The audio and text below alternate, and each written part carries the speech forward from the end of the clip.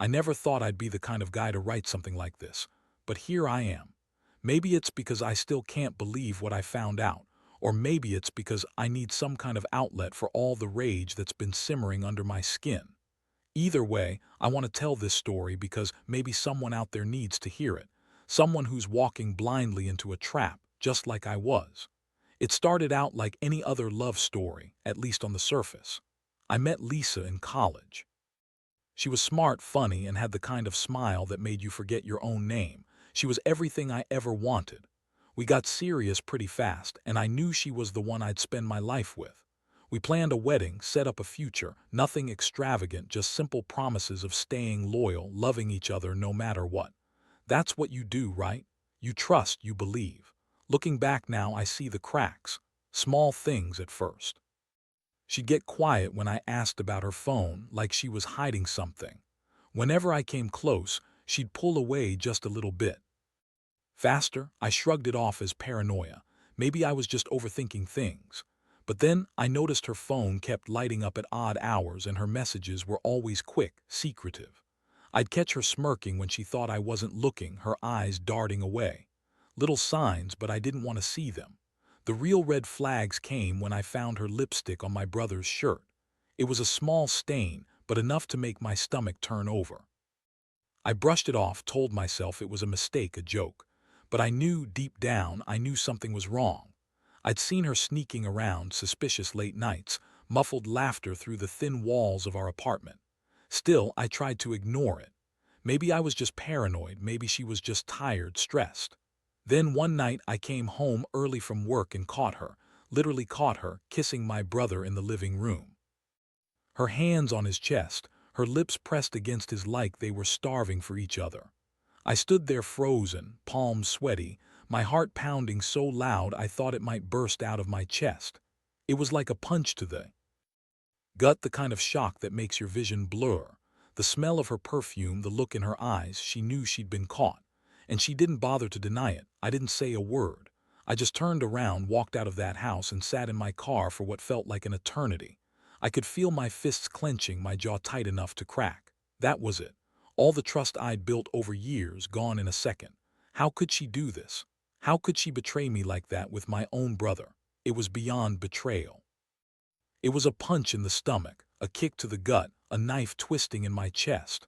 I sat there in the dark trying to process what I'd just seen. But the truth hit me hard. I'd been blind.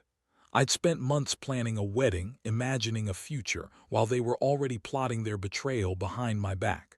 I felt like I'd been played, like a fool. All those late-night talks, promises, the tears I'd shed thinking I'd found my forever.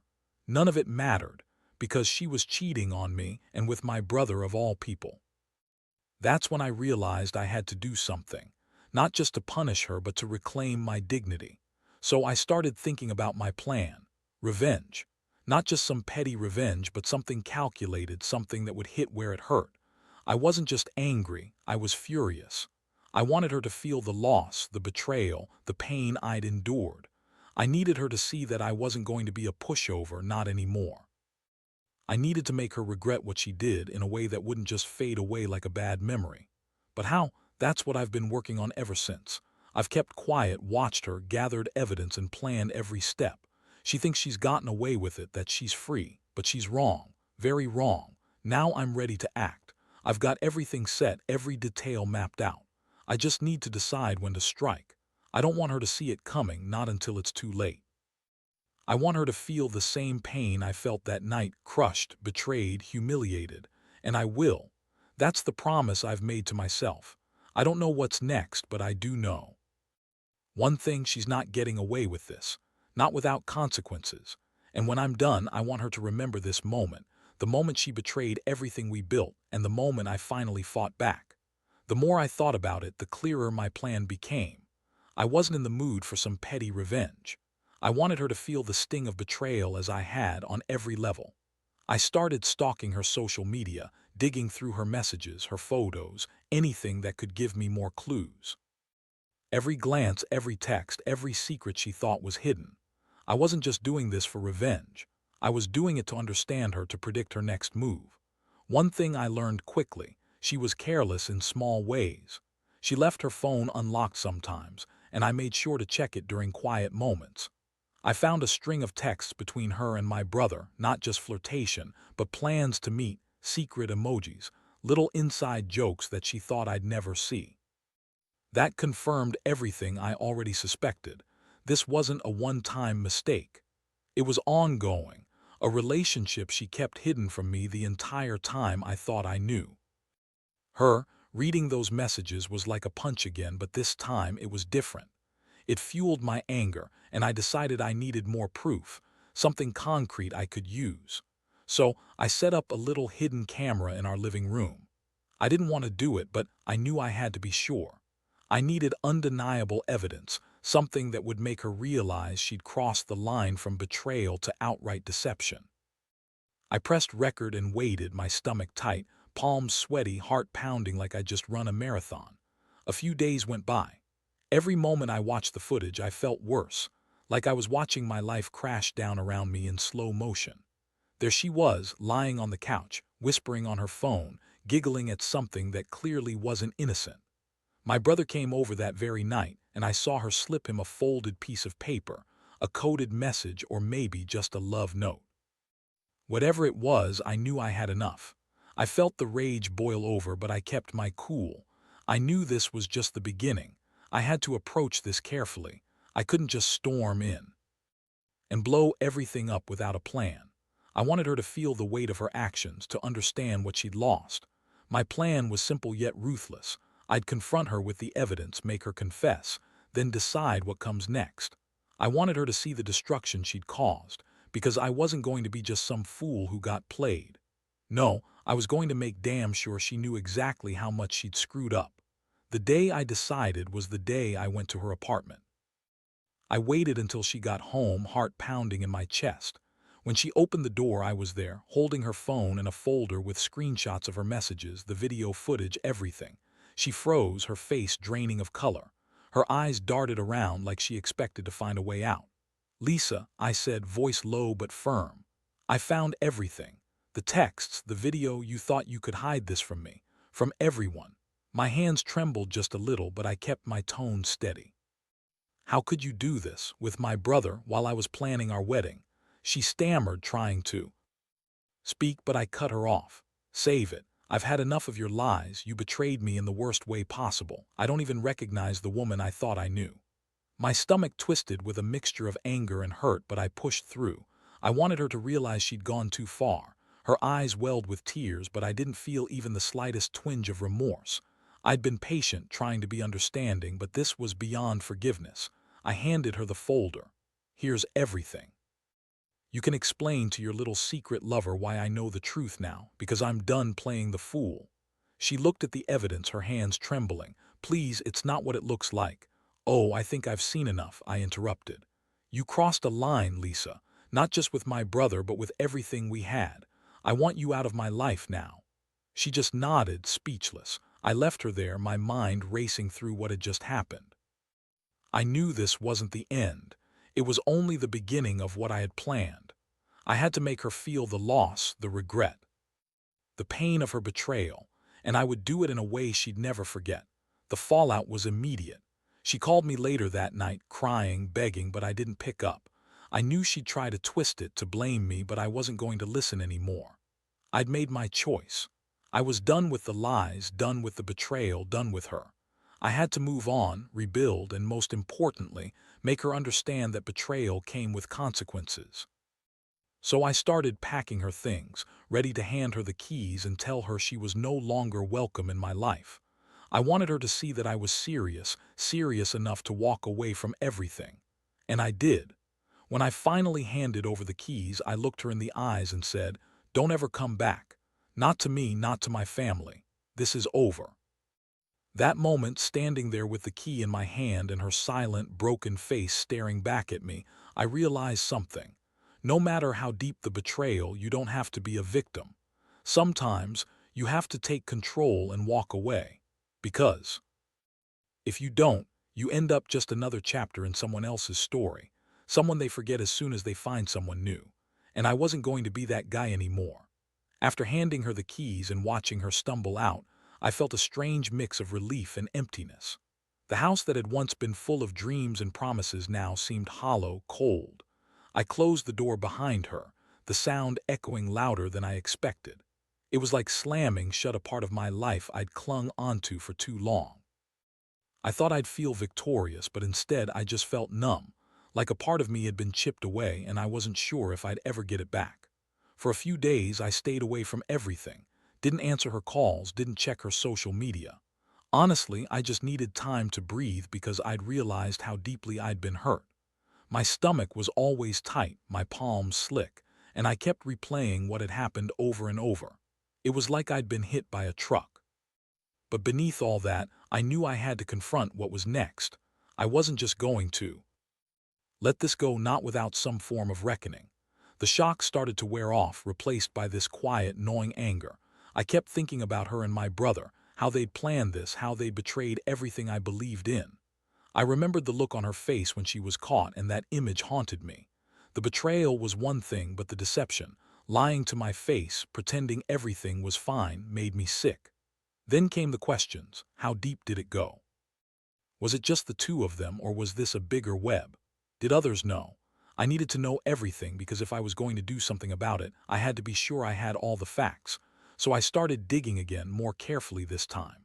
I wanted to find out if there were any loose ends, anything I missed. And I wasn't just looking for evidence. I was looking for the perfect way to make her regret everything. One night, I stumbled upon her email account while snooping through some old backups.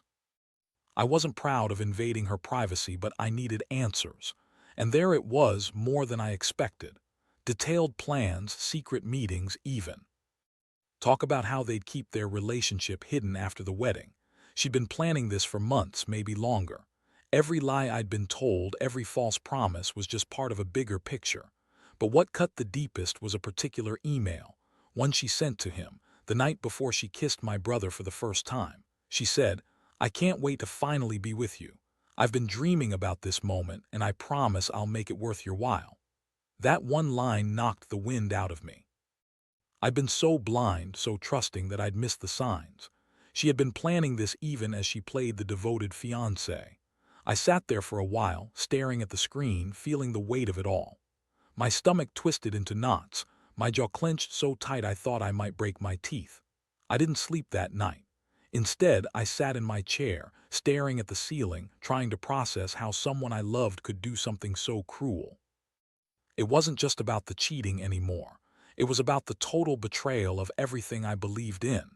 She'd lied, manipulated, and made a fool of me in the worst way possible. That's when I started thinking about my revenge plan. I didn't want just to hurt her, I wanted her to feel the same way I did, humiliated, betrayed, powerless. I had to be smart about this. I knew I couldn't just blow everything up in a fit of rage. No, I had to craft something that would stick, something that would make her realize she'd lost more than just a fiancé, she'd lost her dignity. So I took my time. I reached out to an old friend who worked in digital security, someone I knew I could trust. I explained what I needed, no questions asked, and he agreed to help. We set up a fake online profile, one that looked like a new secret lover, someone who could lure her into a trap. I wanted her to feel like she was being watched, like the truth was closing in. It was a risk, but I was willing to go all the way. Whatever it took, I was done being the victim. I also started planting little clues, messages, posts, emails that would draw her out. I knew she was reckless and curious. She'd want to know who this new person was, what they knew, what secrets they held. I wanted her to think she was the one who was in control, but I was always one step ahead. Every day I waited, watching her reactions from a distance. I kept my emotions in check, but inside I was brewing a storm. This wasn't just about revenge anymore. It was about reclaiming my power. One afternoon, I got the call I'd been waiting for. She'd taken the bait. My fake profile had caught her curiosity, and she'd started texting and chatting like she was discovering a new world. I made sure I was there, lurking in the shadows to see how far she'd go. The game was on, and I knew I had her exactly where I wanted. It was time to finalize my plan. What I hadn't realized then was how deep I was going to have to dig to pull this all off. Because once I started, there was no turning back. And I was about to show her that betrayal isn't something you can get away with, especially not from me. Watching her get pulled into my little trap was almost satisfying, but at the same time I felt like I was playing with fire. I had her chatting with someone she thought was her secret lover, and every message she sent, every confession she made fed my plan. I watched from the shadows, my stomach twisting with a cocktail of anger and anticipation. She didn't suspect a thing. That was the point. I wanted her to believe she was in control, that this was her moment of power. But really, I was the one holding the strings. I kept the fake profile active for a week, letting her get deeper into it. I fed her false promises, fake compliments, and little hints about how she was different, how she finally found someone who understood her. Every message I sent was calculated to make her feel like she was the one winning.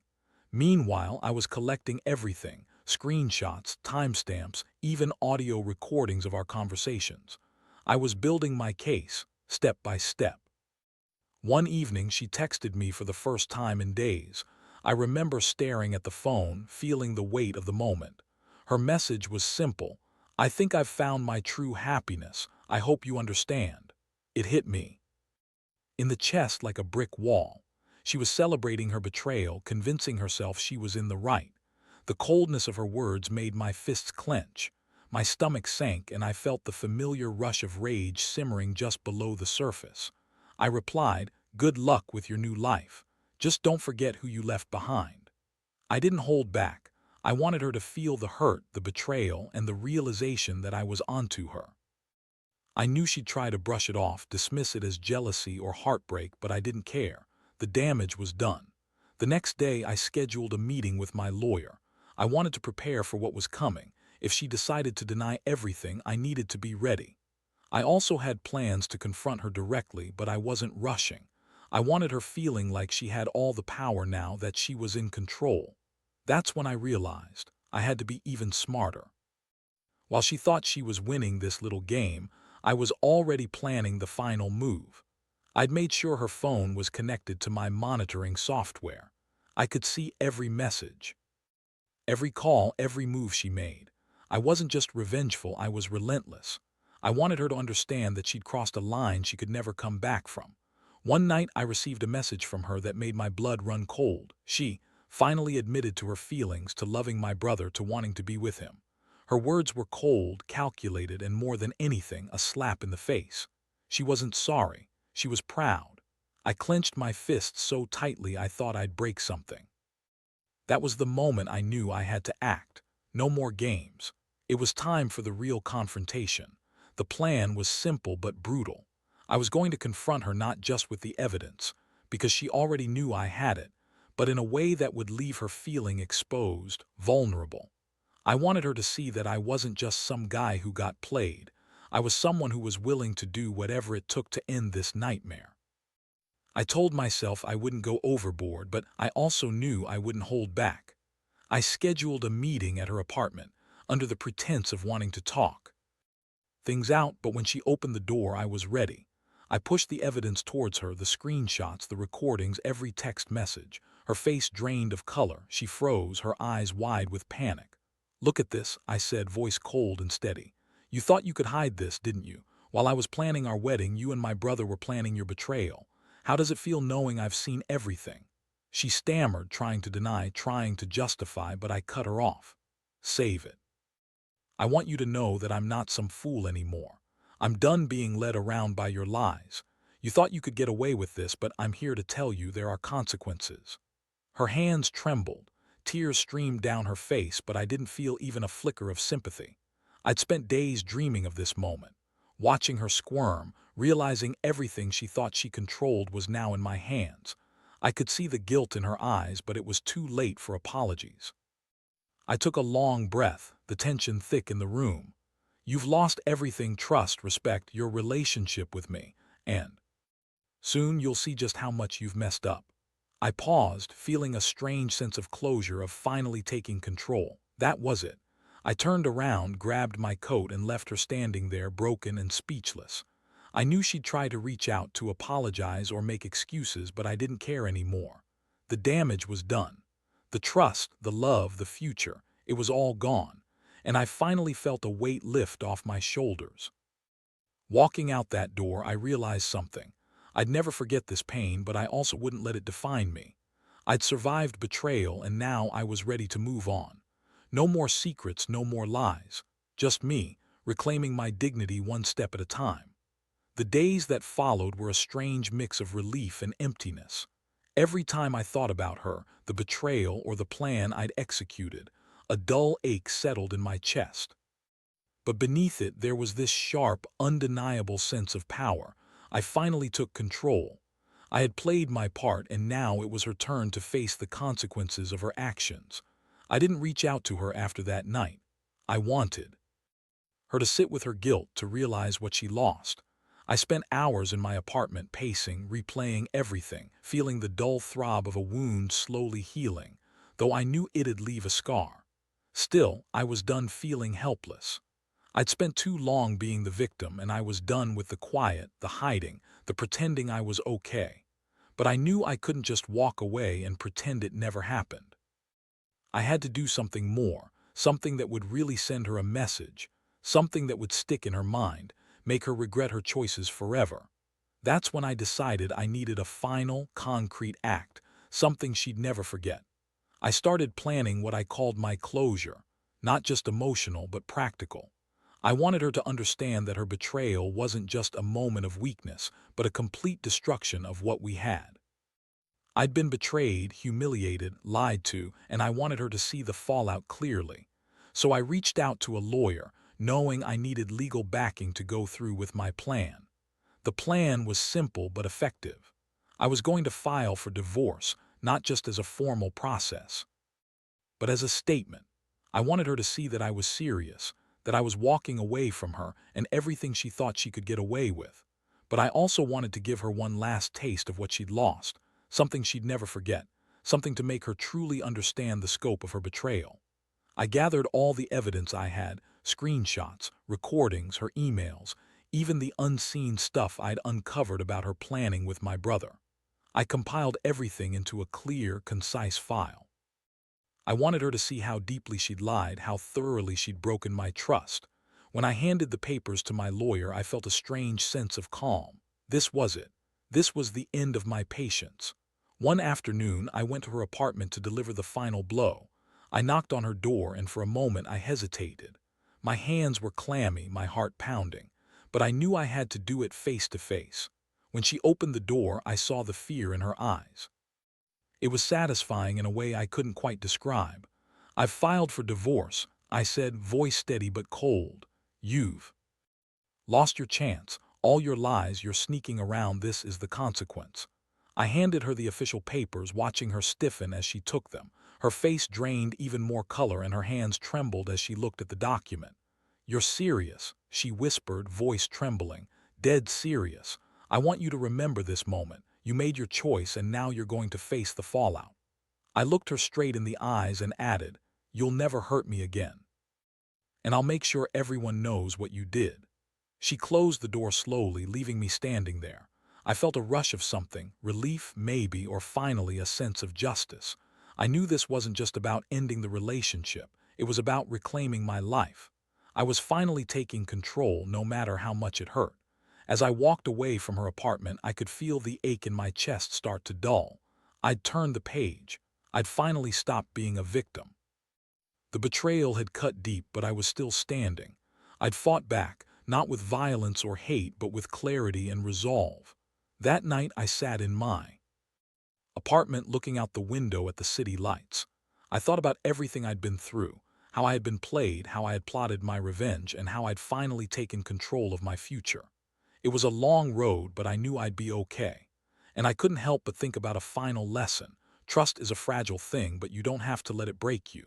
Sometimes you have to take a stand, even if it's messy or painful, because in the end, reclaiming your dignity is the greatest revenge of all. Sitting there that night, I finally let myself breathe. The adrenaline had worn off, and I could feel the slow tide of exhaustion creeping in. But beneath that, there was a strange sense of calm, like I'd finally reclaimed some part of myself I'd lost in all the chaos.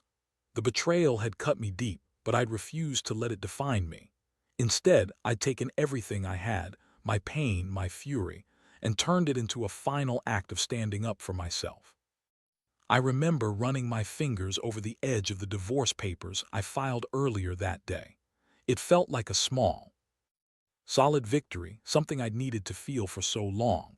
I thought about her, how she thought she could get away with everything. The lies, the sneaking around, the betrayal with my brother, all of it. I felt a strange mixture of pity and disgust. She thought she was so clever, so in control. But the truth was, she'd been cornered and there was nowhere to run. As I looked out at the city, I realized how much lighter I felt. I'd survived a nightmare and I'd come out on the other side still standing. Nothing could erase what happened, but I could choose how to move forward. I'd spend the next days and weeks rebuilding my life, piece by piece, but I also knew I'd carry the scars of this betrayal for a long time. That's what hurt the most, knowing I'd loved and trusted someone who was capable of this level of deception. But I also learned something vital in all of this. No matter how dark things get, you have the power to decide your own path. Betrayal doesn't have to destroy you if you refuse to let it. It's a test of resilience, and I passed it by finally taking control. I didn't lash out or sink into bitterness. I simply walked away stronger and more determined than ever. In the end, I think the best revenge is living well, not in a showy way, but in a quiet, meaningful way. I've started working on myself, hobbies I pushed aside, reconnecting with friends I'd neglected, and slowly rebuilding my confidence. Every small step feels like a victory. I remind myself that I am better off without her, without the lies and betrayal. I don't need revenge to feel whole, I just need to keep moving forward. Looking back now, I see the whole ordeal as a painful chapter, but also a lesson.